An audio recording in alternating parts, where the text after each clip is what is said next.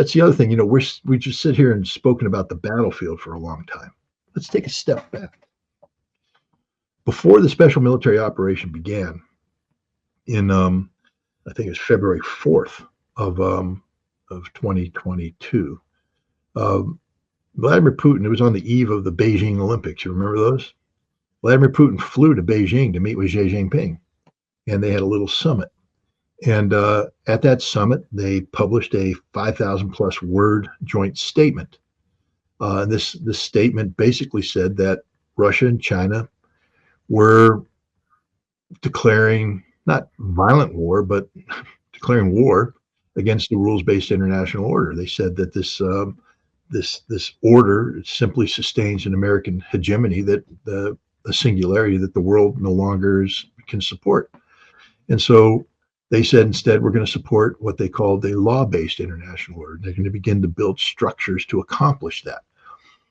One of those structures was BRICS, but in February of 2022, BRICS was still very much conceptual in nature. Yeah, it's met a couple times, but it wasn't much more than just getting together and talking.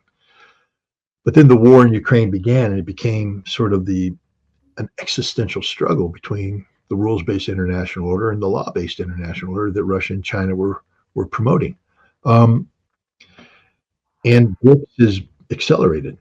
Today, there's a meeting in Kazan next month that's going to change the world. I don't think the world recognizes that it's going to be changed, but if BRICS solidifies into a formal establishment with structures, mechanisms of coordination between governments full-time, not just every year, but to have continuous mechanisms, financial, economic, political, military, potentially. That's the end of the rules-based international order. It's the end of the U.S. dollar as the dominant currency in the world. It's the end of everything that makes the world familiar to us today. That's the strategic victory. And Russia's not going to let the war in Ukraine get in the way. So if Zelensky wants to commit national suicide, because that's what it is, Ukraine will never win this war. Ukraine's just getting weaker and weaker and weaker and weaker and weaker. Russia's getting stronger and stronger every day, not just on the battlefield, but more importantly, in terms of its global position, its global posture. So the Russians are going to make BRICS succeed. One way to make BRICS fail is for Russia to overplay its hand in Ukraine to create the conditions where the world becomes nervous about the future. Right now, Russia is saying, we got this Ukrainian thing under control. We'll take a couple hits here. I saw a comment in there, Moscow got attacked. Oh! So what? So what? I was in Russia in May of 2023 when a drone hit the Kremlin. So what? Oh, they had a drone blow up in one of the Moscow airports. I mean, it's embarrassing. It's bad. Nobody wants it. So what? So what? It's not going to stop anything. Russia's still going to continue doing what it's doing, and BRICS is going to happen. BRICS is the battle, not Kursk, not the Donbass. BRICS. Kazan. Win the Battle of Kazan in October. Convene BRICS. Set in motion the creation of this challenge, this new establishment that will challenge the G7, challenge the European Union, challenge the United States successfully on the global stage, and you won the war. Ukraine is just part and parcel. Remember, what is the Western objective with Ukraine? It's not to create a democracy in Ukraine and do this. It's to achieve the strategic defeat of Russia, using Ukraine as a proxy. It's so that Ukrainians die, so the Americans don't have to die. We want to achieve the strategic defeat of Russia, but we don't want to lose any American lives doing it. We're going to sacrifice all the Ukrainian lives possible. And you remember when the Biden administration pushed back, about resources. This has never been about, taking resources away from Russia or a battle of resources over Ukraine. It's about democracy and freedom. Enter Lindsey Graham, America's own worst enemy, who said, no, Ukraine is sitting on trillions of dollars of natural resources that we want for our economy. So at least he was honest about that. That's what this is about. And Ukraine will be sacrificed for this. And so Zelensky can talk about extending the war, this, that, and the other thing. No one believes that Zelensky's going to be the president of Ukraine. He's not going to survive. He may not survive this year. He's definitely not going to survive next year. It's over for Ukraine. I don't think they survive the winter. Even if they do, what's left will be easily disposed of by Russia. But this time, Russia, that isn't just fighting a war in Ukraine, but is now sitting at the helm of this BRICS establishment, which is now real and viable and discernible and having an impact on global geopolitical reality. It seems that the hatred against Russia is coming from the Soviet Union era. And we know that in those days, Soviet Union didn't invade Poland, but they invaded Latvia, Lithuania. And in your opinion, what was the main reason of this different type of behavior on their part? Well, I mean, first of all, Russia didn't invade anything. There was the Russian Empire, and Poland and the Baltic states, Finland, were all part of the Russian Empire. When the Russian Empire collapsed and you had the revolution, basically parts of the former empire broke away. Finland declared independence, Poland declared independence, the Baltic states declared independence. Ukraine tried to declare independence, and then you had the Russian Civil War, where the Bolsheviks were fighting against the whites. The forces of the past are fighting the forces of the future. As a result of that, the consolidation of Soviet power, the Red Army, once they defeated the whites, made moves. They made moves, Azerbaijan, Georgia, the whole Caucasus area, Armenia, they all declared their independence, but the Reds came in and took them over. Consolidated power in Central Asia. They consolidated power in the Far East.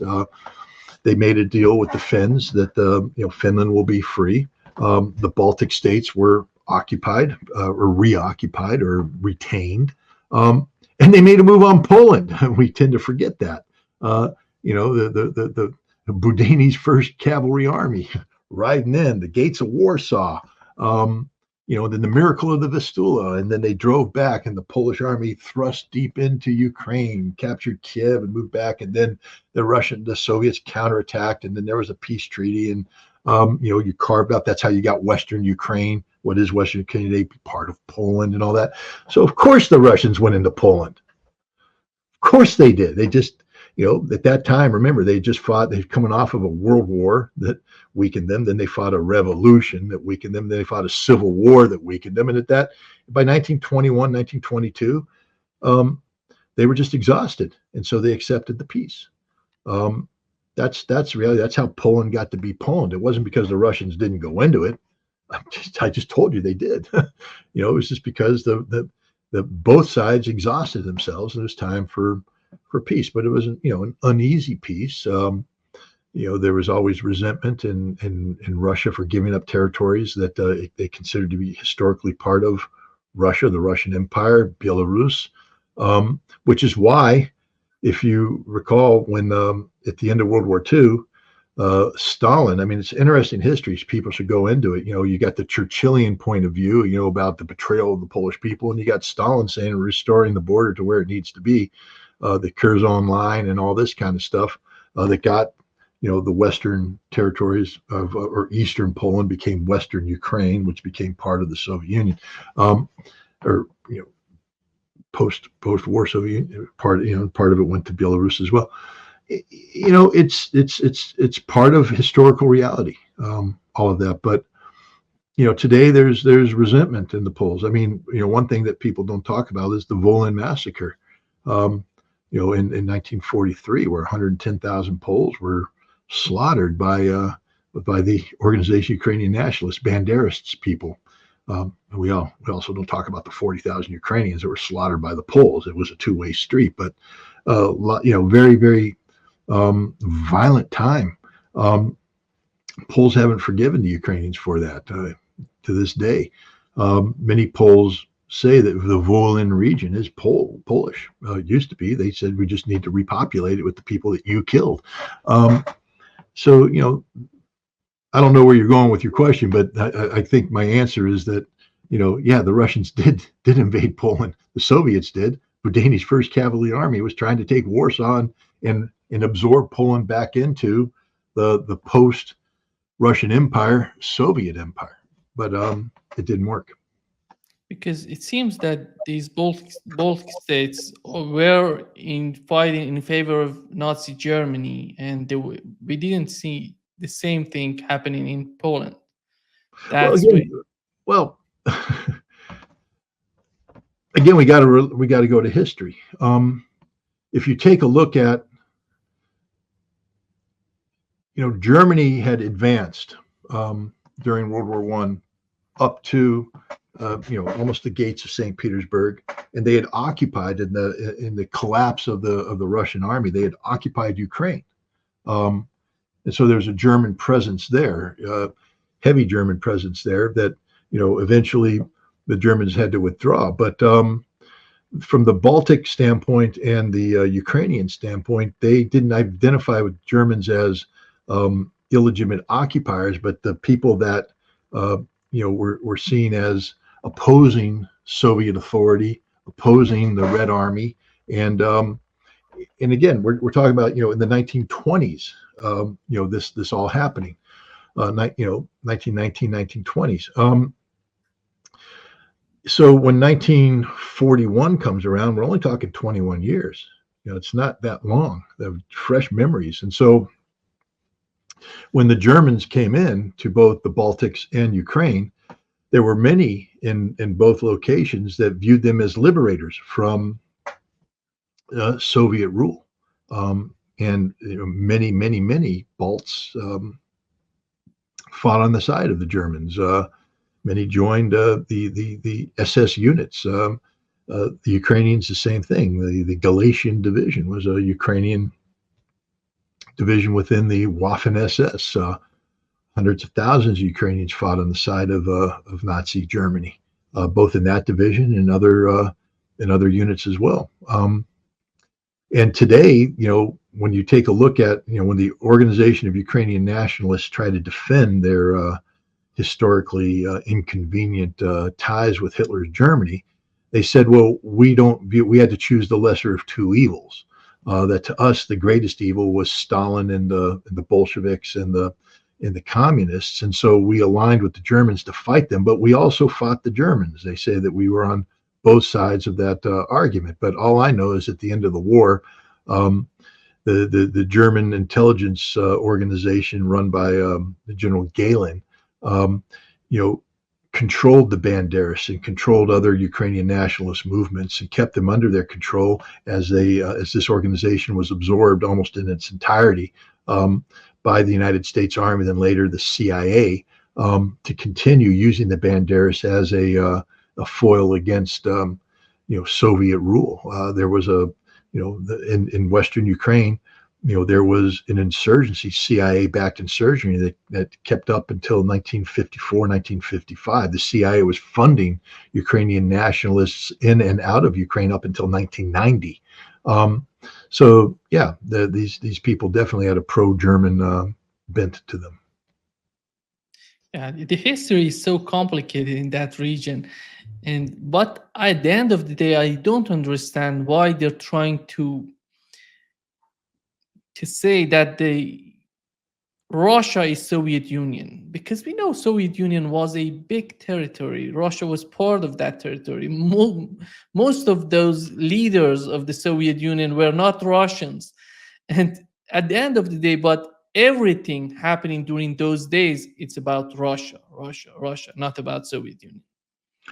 Well, let's just be real. The Communist Party of the Soviet Union was headquartered where? Moscow. Moscow was the heart and soul of the Soviet Union. All roads led to Moscow. Every decision was made in Moscow. Yes, you had republics, but the republics were beholden to Moscow, to policies made in Moscow. The end of the Soviet Union came not with the rejection of a continued union that happened later in 1991. The end of the Soviet Union came when Boris Yeltsin removed the Russian Communist Party, or dissolved it, removed it from Soviet, made it separate, and said, now I, as the Russian leader, will control Russian taxes, and separated Russia from the Soviet Union from a financial standpoint. And that was the end of it. That was the end of the Soviet Union, because the Soviet Union was Russia. Let's just be honest about it. We can talk about Soviet authority and this, that, and the other thing, but it was Russia. Russia dominated everything, dominated the economy, everything. And the Russians provided all the support fed out into the republics. Ukraine was economically viable only because of Russia. Georgia was economically viable only because of Russia. And so there, on the one hand, many of these places owe their continued existence to Russia. They thrived. They had high standards of living because of Russia. But there's many in there that are also resentful, especially if you're a Ukrainian nationalist, resentful of Russia for occupying them in the guise of the Soviet Union. And so even though we know that there's a difference between the Russian Federation and the Soviet Union, there's a whole bunch of differences. And, we also know that the Russian Federation today does not want to recreate the Soviet Union because there are a lot of problems with that. First and foremost, which was communism. It didn't work the way that they thought it would. But the fact of the matter is, if you're a Ukrainian, there's no difference between a Soviet and a Russian, because from your perspective, it's outside agency trying to control your territory. Now, the Russians will say, well, there's no such thing as Ukraine, and they have a historical argument there as well. But what we have is competing historical views. The Ukrainians saying this is Ukraine, independent Ukraine, and we have Moscow. That's why the big insult for the Ukrainians is Moscow. They're talking about Moscow. Even under Soviet times, Moscow. Today under the Russian Federation, Moscow. That's the enemy, Moscow, that which resides in Moscow, which tends to be predominantly Russian. Yeah, just to wrap up this session, do you think part of this behavior on the part of Germany, the second golden piece in this puzzle that I was talking about, Turkey, and right now in the European Union for the United States, this piece of gold would be Germany. Can we understand the behavior of Germany considering what has happened between Germany and Soviet Union? Well, let's not focus on the Soviet Union. Germany used to be Nazi Germany. They got their asses kicked by a coalition of nations, the Grand Alliance, that included the Soviet Union, who led the way with 27 million dead, fought over 66% of the German military and defeated them, but also by the United States, who provided Lend-Lease to help facilitate the Soviet victory and participated in the liberation of Western Europe, of Italy, of North Africa, while they were fighting a war in the Pacific against the Japanese that the Soviets kept out of up until the very end. So no one should ever minimize what America did. Great Britain, that fought alone in the West before, for a while they were it. France, which capitulated, but then continued to hang on with de Gaulle. This alliance came together and defeated Germany. And then they occupied Germany. You had a Western Germany and you had an Eastern Germany. And then you had Berlin, which was divided into four parts: Russian, British, French, American. So you had a fundamentally divided Germany. So we can't talk about it as Germany and their difficult history with the Soviet Union. Screw that. Germany got their asses kicked for a good reason. They were Nazis. I'm glad they got their asses kicked. Then we had to figure out what to do with Germany in the aftermath. There was a Morgenthau plan. He was the Secretary of the Treasury for Roosevelt. And he said Germany doesn't deserve the right to exist as a modern industrial state, that we need to deindustrialize it, break it up, and make it an agrarian nation so they can never again rise up to be this combination of nationalism, militarism, and industrialism that threatens the world with German power. But Cold War realities and I think basic humanity are, because in order to execute the Morgenthau plan, you would have had to kill millions of Germans. That's just the reality of it. And I think even the people who hated Germany the most back then weren't going to go along with that. So Germany would be allowed to exist. Now, here's the thing: in order for Germany to exist, okay, we occupied it, but we got to turn it into, we didn't know how to make a peace treaty with Russia. We didn't know how to unify Germany, because to unify Germany, there needed to be a peace treaty. Russia kept saying peace treaty, peace treaty, peace treaty. And we're like, no, no, no, no, no, no. We're using Germany to be sort of the economic heart of a revitalized Western Europe that's going to stand up against the threat from the Soviet East. And so we needed the Ruhr. We needed, all of the, economic potential of Germany to be rebuilt. And we did that. And then we militarized it. I mean, go look at the German army when it joined NATO. All the senior guys used to wear something. They used to wear swastikas and have iron crosses and all this stuff. They're all Nazis. But now they've been cleansed and put in. And Germany, to govern itself, had to cleanse a lot of people that did similar jobs under the Nazi regime.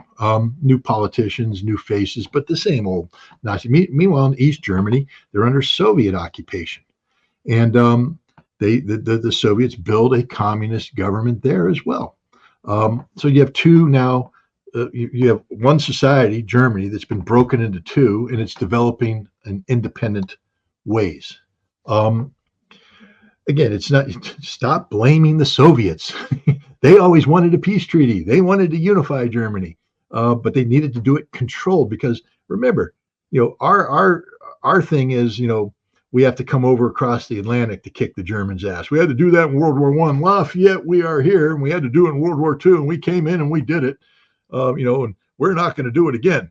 Well, the Russian perspective is the Germans invaded us in World War I, and then they invaded us in World War II. We don't want them to invade us again. Sort of a different perspective, guys. In order to do that, you need a peace treaty that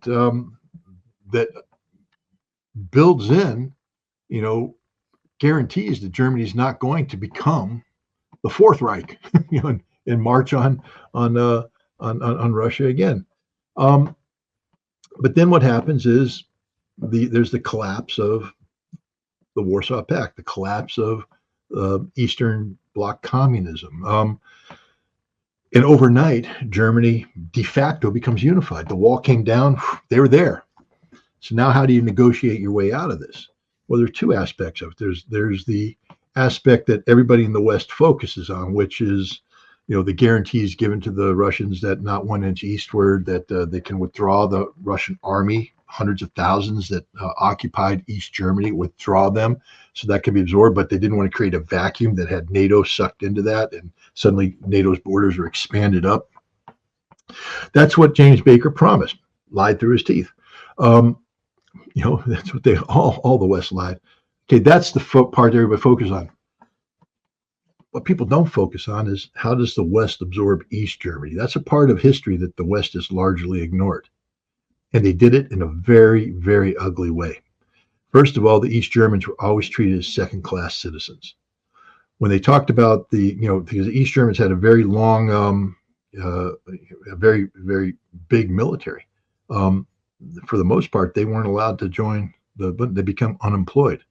If you were associated with the East German, with the government, with the military, etc., you weren't allowed to stay in power. So what happened is you had these West Germans come in, and they're like carpetbaggers, study American history, study the Reconstruction of the South, and learn how hated the term carpetbagger is in the South.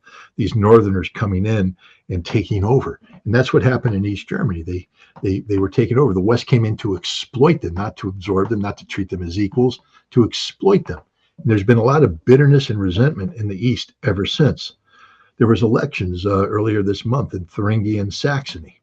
In these elections, the current ruling coalition of Germany did very poorly. The Greens and the leftists and I think it's SPD, Socialist SDP, Socialist Democratic Party, didn't do very well at all. These are the guys. Boom, and that's what's going to happen next year in all of Germany. They're gone. This new alternative for Deutschland came in. People are calling it far right. No. What it is a populist, an expression of a populist point of view that the West has betrayed the East, that Eastern Germany has always been exploited by the West. Eastern Germany hasn't been able to develop in the way of the West. And now the West is collapsing, and East Germany, the East going with it, they don't want to go with it. And so they're empowering these parties. It's not just, a right-wing thing. Sarah Wagenknecht, I'm butchering her last name, so I apologize, Sarah. She was a very prominent politician with the left party, but she's taken a position that says Germany, can't be overrun by immigrants. Now that's if the alternative for Deutschland says that, that's Nazi ideology, far right. But when the left says it, they don't know how to handle that. She says that the war in Ukraine is bad, that it's very bad and shouldn't be happening. Wait, if alternative for Deutschland says it, that's Nazi ideology, far right. But when Sarah says it, and she says there needs to be better relations with Russia to include a resumption of the purchasing of cheap energy. Wait a minute, if the alternative for Deutschland says it, that's Nazi ideology. But she says it. Now, why is she relevant? Because her party came in third, and they just formed earlier this year. They broke off from the left. The lefts are done. They're finished. She surged. She's in third place behind, and Thuringia was the alternative for Deutschland, and then the Christian Democrats, I think, came in second, and then she came in third. In Saxony, the Christian Democrats barely squeaked out over the alternative for Deutschland, but she came in third. If you put her and alternative Deutschland together, that's a ruling coalition, except that's right and that's left, and that's difficult to do right now. But my point is the East Germany, is very, very frustrated with the policies of the West. So that's not Russia's fault. In fact, is in the East, many of them look to Russia and say, that's a better role model than this. They look to Russia and they say, those traditional family values that Russia is embracing, you can't find that in the West. You can't find that anywhere in the West. You can't find it in Europe. And so the East is gravitating eastwards, and the West is just dissolving into chaos. But I think, it's not about Germany's complicated relations with Russia.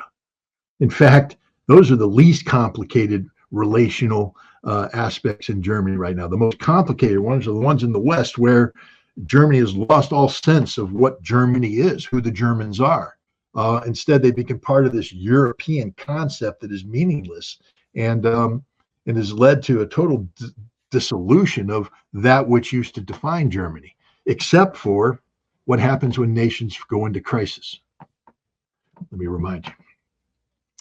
Nationalism, industrialism, militarism. Those three things are starting to come together in Germany, which is why maybe the Morgenthau plan shouldn't have been cashiered, because Germany is in danger of going down the wrong path. Now, I think that this is going to be solved by the German people. I think next year, when this disastrous, disgusting ruling coalition of Greens, leftists, and whatever the hell the Scholz's party defines themselves as, centrists, they're gone. They're finished.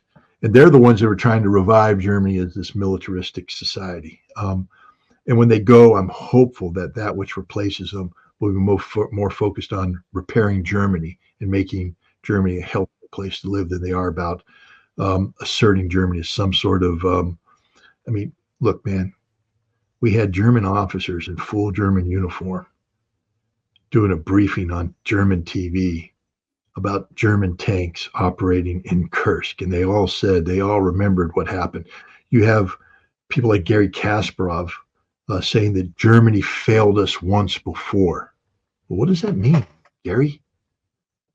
I think Gary's saying that Germany shouldn't have lost World War II. Germany failed us once before. We could have destroyed this Russian monstrosity. Don't fail us again. I mean, literally, you have people saying this stuff. And that's what makes Germany dangerous, because, a revival of German militarism couldn't, be that which pushes a Europe in crisis in the wrong direction, because all of Europe is in crisis right now. This dissolution of Germany isn't limited to Germany. France is in crisis. England is in crisis. Italy is in crisis. Everybody's in crisis. And what happens in crisis is you start looking for external enemies. Immigrants can be one, but then you need to look to more external enemies, and Russia could be the other. Fortunately for Germany, they have the eastern part, which remembers the Russians fondly and isn't going to allow that to happen.